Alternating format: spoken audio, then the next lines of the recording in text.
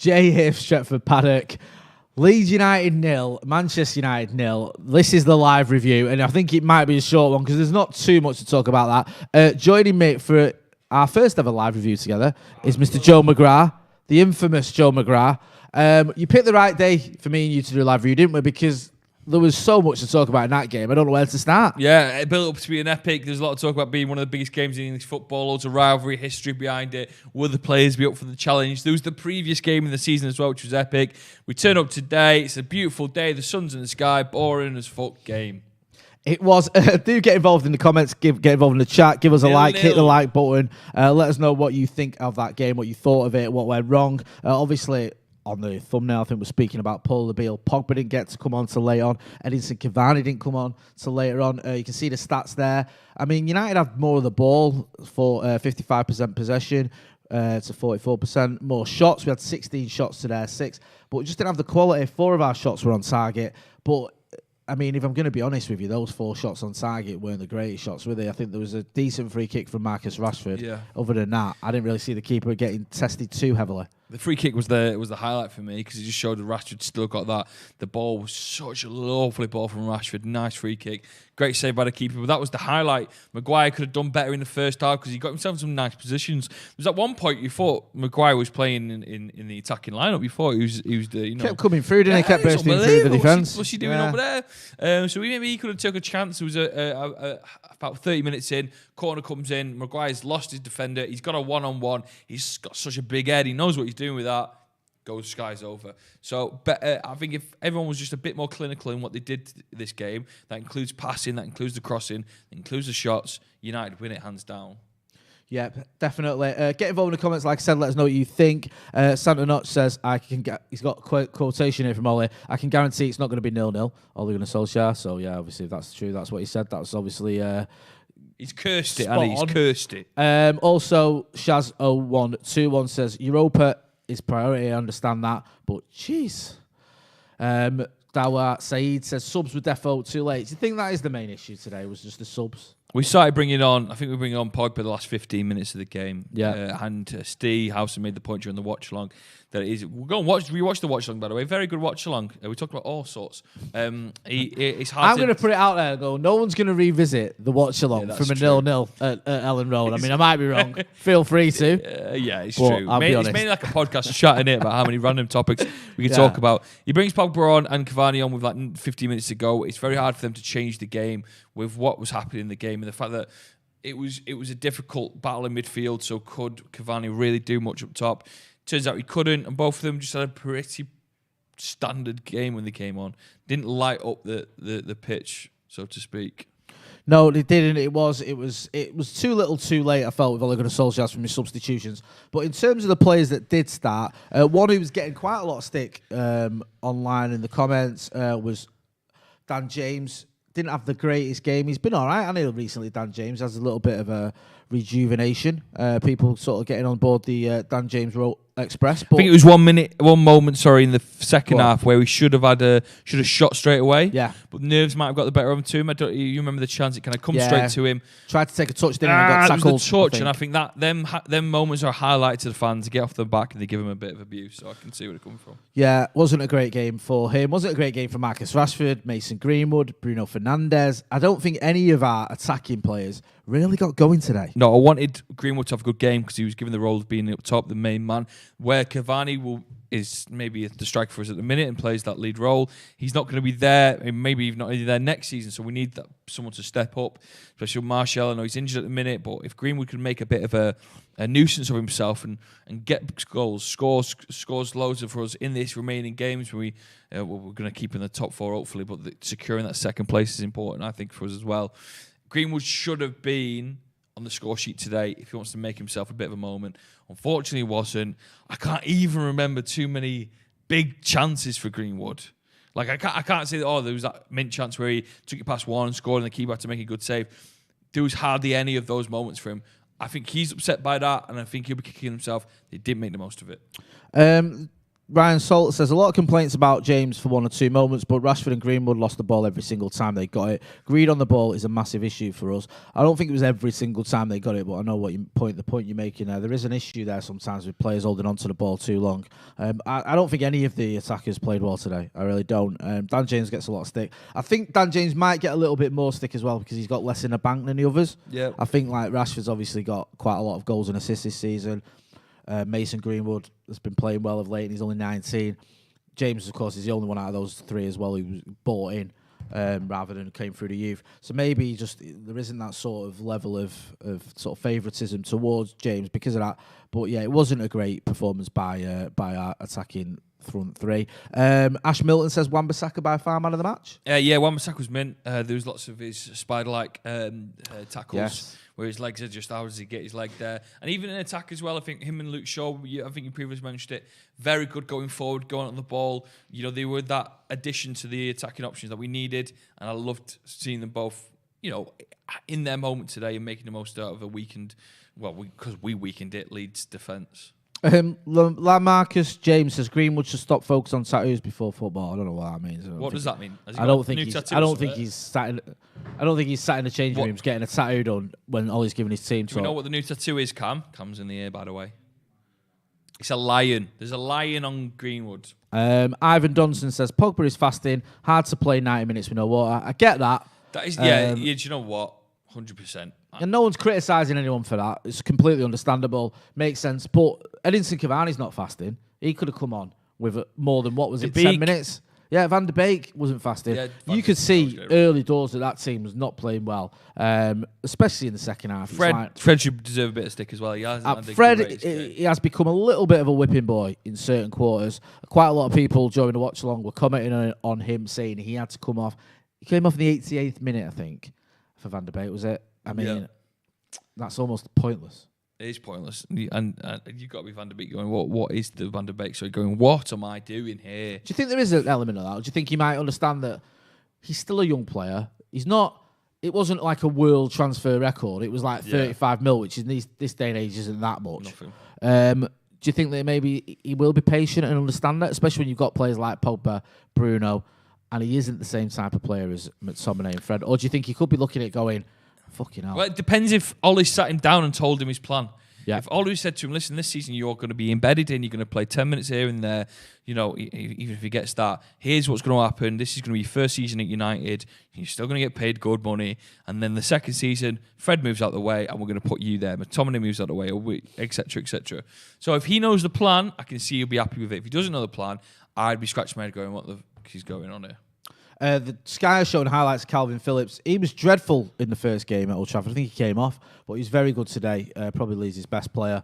Seems to be involved a lot of their good stuff. It got a bit rough and tumble as well, didn't it, with some of the challenges? Leeds sort of started sticking a foot in. Alioski and Ayling, I think, as well. Yeah, Ayling was the big one. Yeah, they had 4 bookings, but I mean, I don't think there was any red cards in there today. But he certainly turned it into a bit of a physical game. And it was a shame because we've got players who can mix it up, but we didn't really mix it up today, did we? No, we didn't. I thought we could have. There was a lot more time for us to experiment with that, especially as we're coming into what people call the business end of the season. But we are quite in a nice position. I know the Europa League, someone mentioned in the comments, is priority now, which is a weird thing to say considering we don't need a Champions League spot. I'd sense that a really strong Premier League finish should be a priority because it just sort of gives us a bit of a statement going into next year. We've been in this position in the past where Mourinho got us into a second place, and that summer we did not strengthen enough to compete with City. I remember doing talk shows with you and Webby, what legend you say.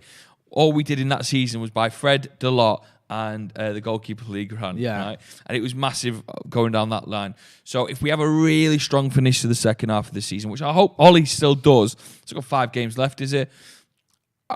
There is opportunity to mix things up 100% and get the best out of certain players and have a strong finish to the Premier League.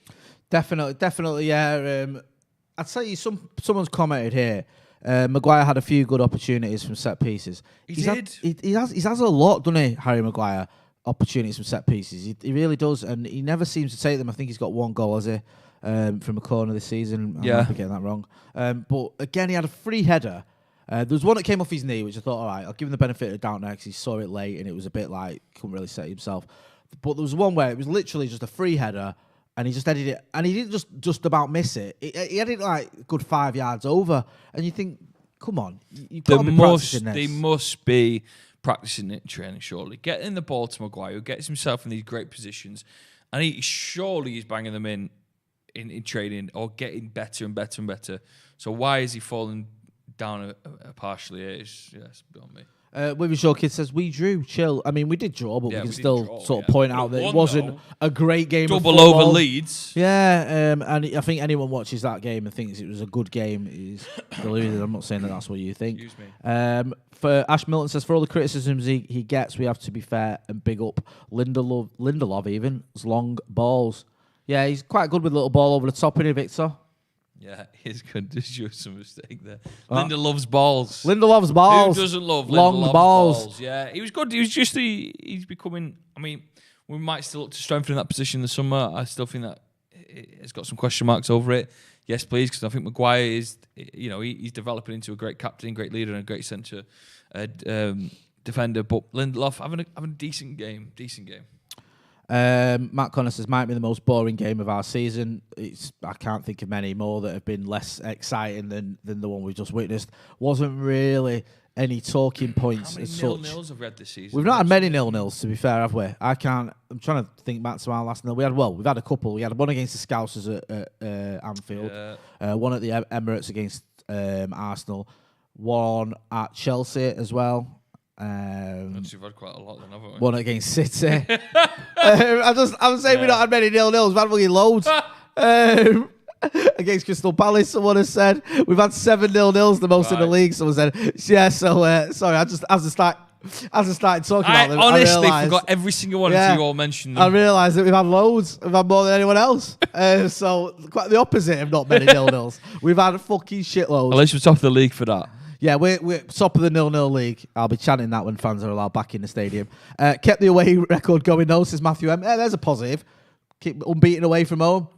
It's got to keep running that, isn't it? How many more? How many more games away have we got? Let me do you. I'll get that still up. You do that, and I'll get into the comments. Get involved in the comments. Get involved in the chat. Like the video. You don't have to have liked that game, but like the video. Give us a like, and if you're not subscribing, give us a subscribe. Yeah, nil-nils have actually been a bit of an Achilles heel for us. I think had we, found 7 more goals this season, we'd have had 14 more points, if my maths is right. No, I don't think so. Why? 7 times 3. It's not 21. No, we get a point, though.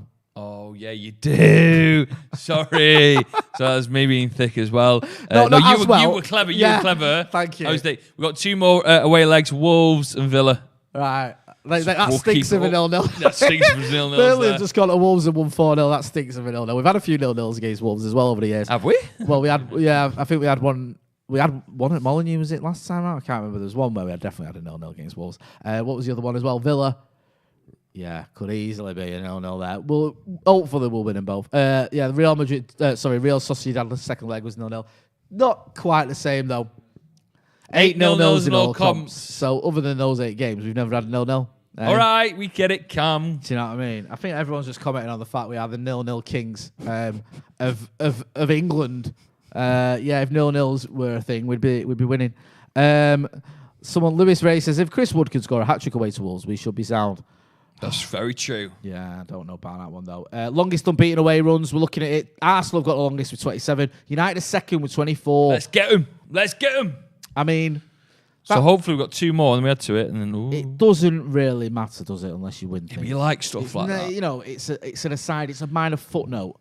But what I used to hate was Fergie in his time at United built up so many of those stats, right?